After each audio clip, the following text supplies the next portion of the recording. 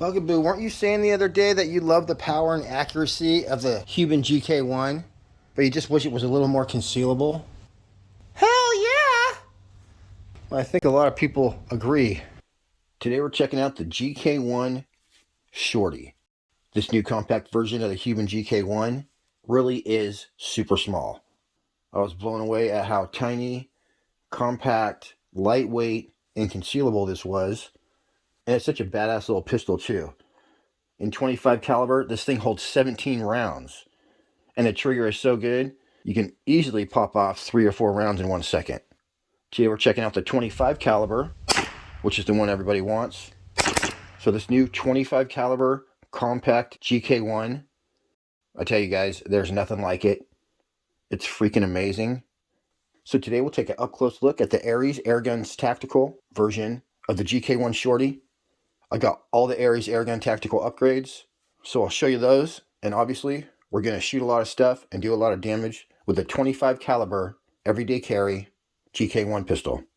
If you want to shop someplace where the GK1 is always in stock, just look in the description of the pinned comment and go check out Zach over there at Ares Airguns Tactical.com. He literally has these 25 calibers stacked to the ceiling. Plus, that's the only place you're going to get these bomb-ass upgrades. Another place just real quick I want to tell you about, and I think there's a couple of them, but the GK1 Owners Club on Facebook. It's basically a Facebook page where everyone's blinging out their GK1s, turning them into carbines. The only thing I haven't seen anyone do yet is put a long barrel on this baby. So once you guys see my Mordax long strike, you're going to be thinking the same thing. And meow, let's get this party started. If that thing is red, then your gun is live, no matter what. Oh, man.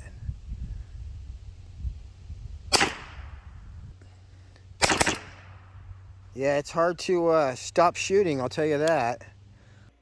Non-stop rapid fire is not allowed. So it's definitely okay to pop off some rounds in rapid succession, but don't act like it's a machine gun, and I guess don't empty the clip over and over. And also, I knew this one. Don't let the pressure get too low. 12 MPa equals this. Make sure your GK1 stays above that.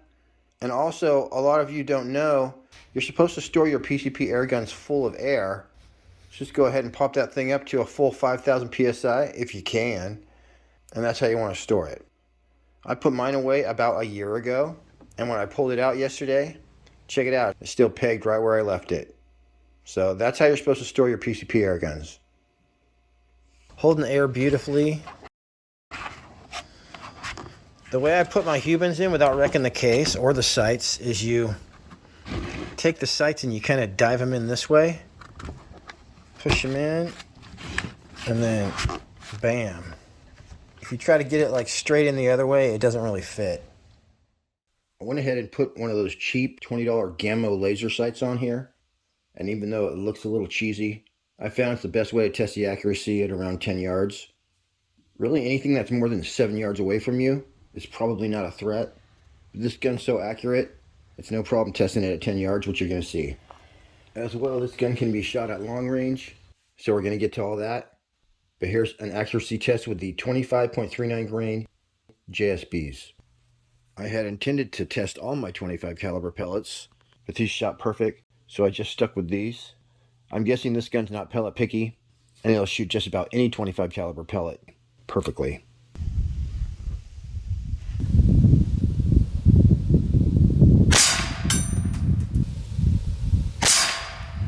Holy crap, you guys, I'm sighted in. I don't remember what pistol this came off of.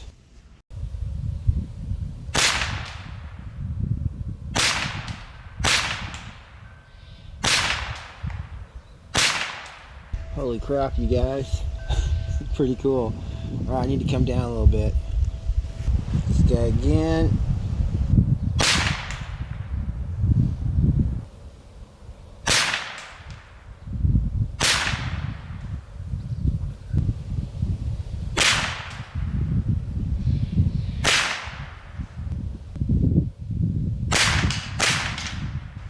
Slipped on the trigger that time. Guys, I think my laser's out.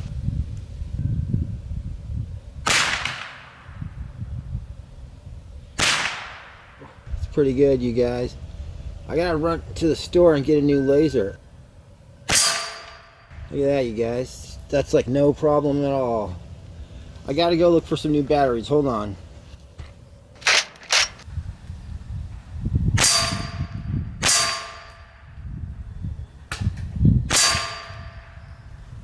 You guys can't tell, but that bullseye's gone.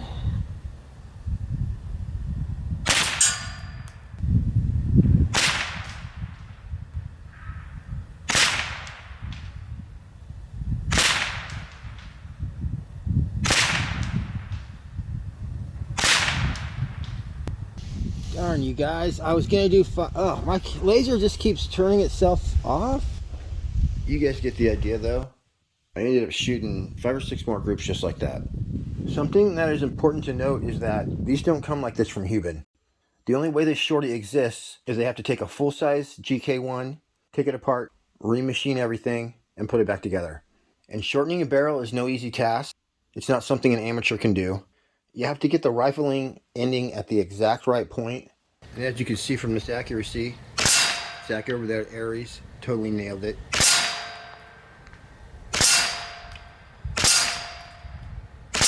I shot about 250 rounds when I was filming this video.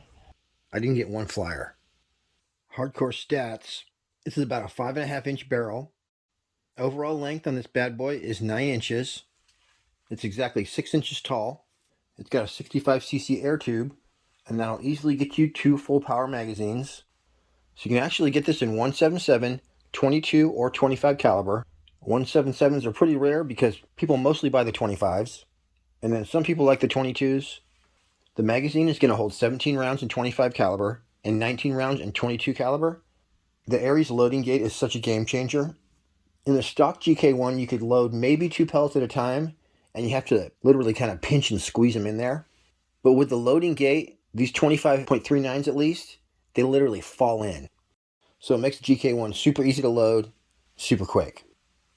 You got basically a dovetail rail on top. So if you wanted to add an optic, the best thing to do would be to get a dovetail or Picatinny adapter and one that hung over the back a little bit. And then you end up with a scope rail that's long enough for whatever you want. If you get a pistol optic, that's made to be clear when you're holding it out at arm's length. Rifle scopes have an eye relief of maybe 3 to 4 inches. And that's about it for hardcore stats. Just look in the pinned comment or the description to find your way over to Ares Tactical for more information on the Ares Airguns Tactical GK1 Shorty. We're going to turn this into the baddest carbine you've ever seen. But first, here's a little more shooting at 10 yards with the GK1 Shorty in its natural state.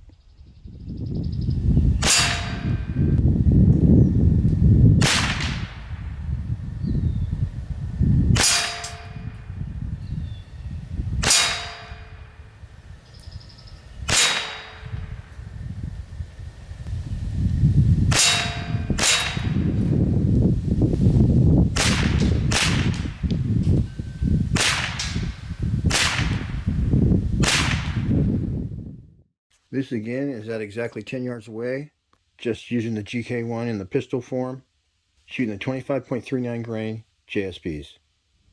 Those right there are pennies, and they're very small, just a little bit bigger than a dime.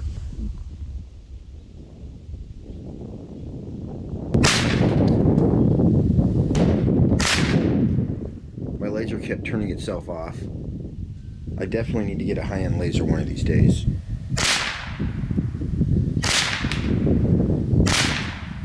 Right here was where my laser took a POI shift. Probably because I had to hit the button between each shot, so I accidentally blew this little guy's head off. I felt really bad. I definitely did not mean to blow that cat's head off right there, so my bad. Then right here one of my cameras died, but that's fine because now we get to watch these hits on full screen. If you think about it, being able to hit a dime-sized target, or in this case, much smaller than that, let's just say to hit a 25 caliber target at 10 yards every single time without missing, it's pretty amazing if you think about it. Now for the hard one. Oops, wasn't recording.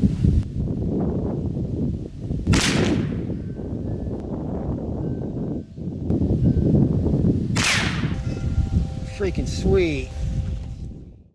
Okay, I'm going to teach you how to unjam your GK1. Basically what happened is I got this air a little bit too low, and so on one shot it pushed the pellet like halfway out. So now if I were to go to like this, my thing's not going to rotate because we got a pellet jammed right there. And if I were to pull the trigger, it would just go poof. I got like a shish kebab skewer right here that's pretty thick. So you never want to put anything metal down here, of course. And keep in mind that you don't want to have your fingers in front of here as little as possible. So you get that in, so it's actually right there, it's touching my pellet. And then I'm just going to gently tap on the end like this, and you'll feel that little lead pellet just push right back where it's supposed to be. It's important that you have this free because sometimes the cylinder will spin a teeny bit. Oh, there, it's going.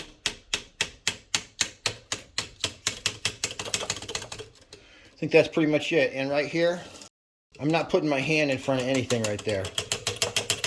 So now our cylinder is probably going to spin. Boom. It's spinning now. So we might have one wiggity pellet in here, but everything should cycle just fine now. Here's a power test at 10 yards away, as well as a little more shooting with the GK1 Shorty in the pistol format.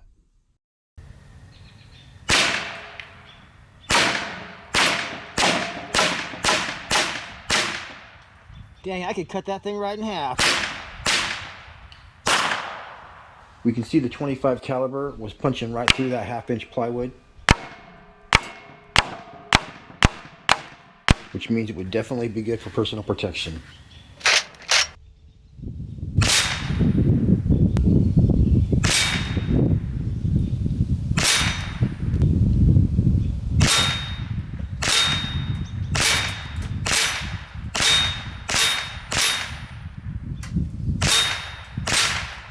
Alright, you guys, now we got to give this dude a heart.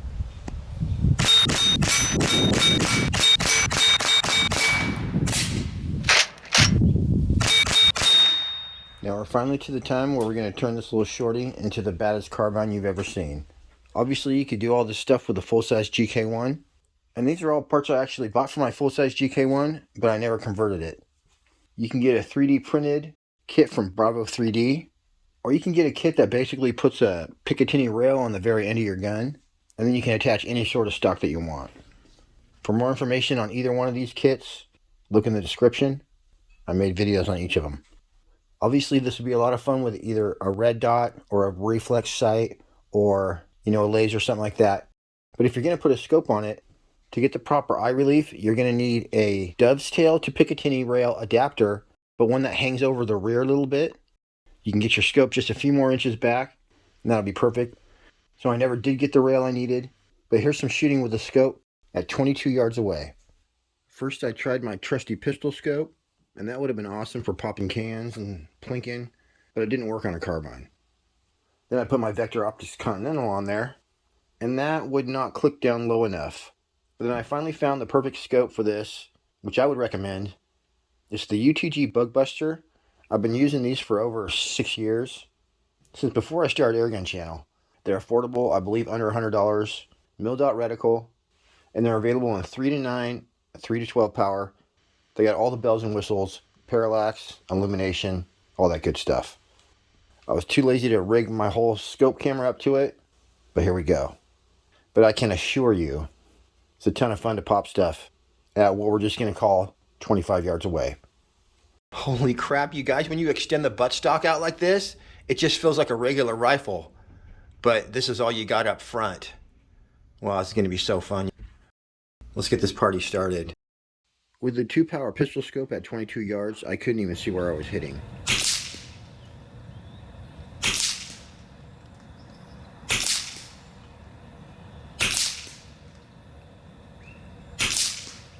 Can't really see anything, and that's me holding it as still as I could. So these are not official groups.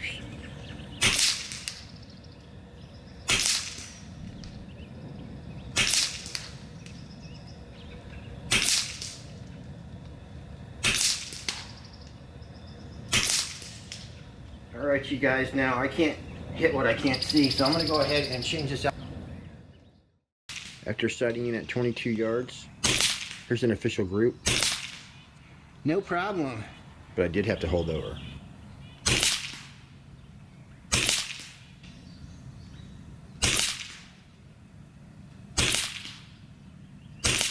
Dang, 25 yards away. I would have kept target shooting at 22 yards, but I had some urgent business to attend to. I needed to smack some steel on my prototype auto reset target.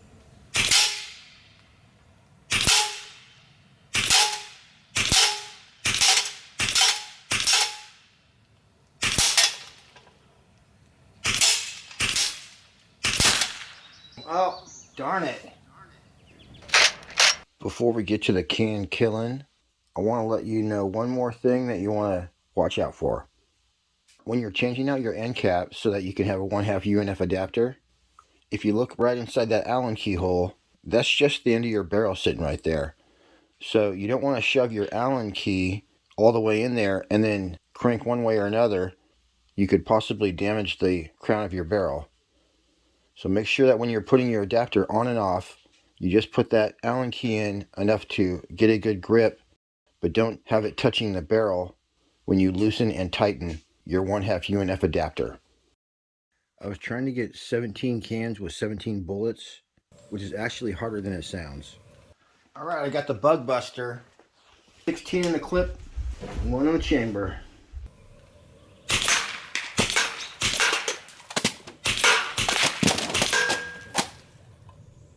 F***ing bullshit. I knew that was going to happen. Let's redo this.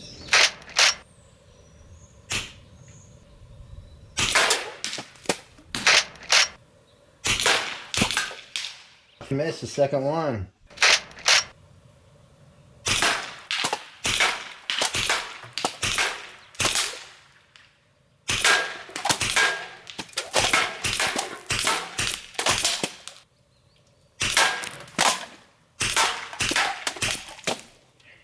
If you've made it this far in the video, then there's nothing more I could say about the GK1 Shorty. You've seen what it can do.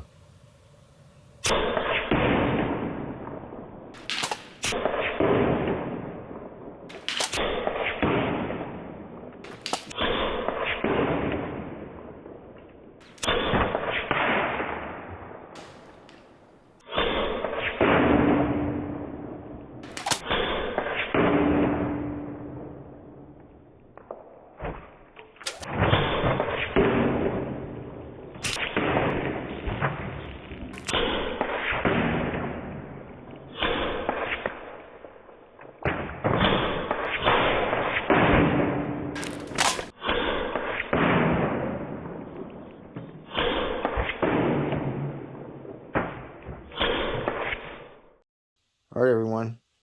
Till next week. Happy shooting. We'll see you on the next one.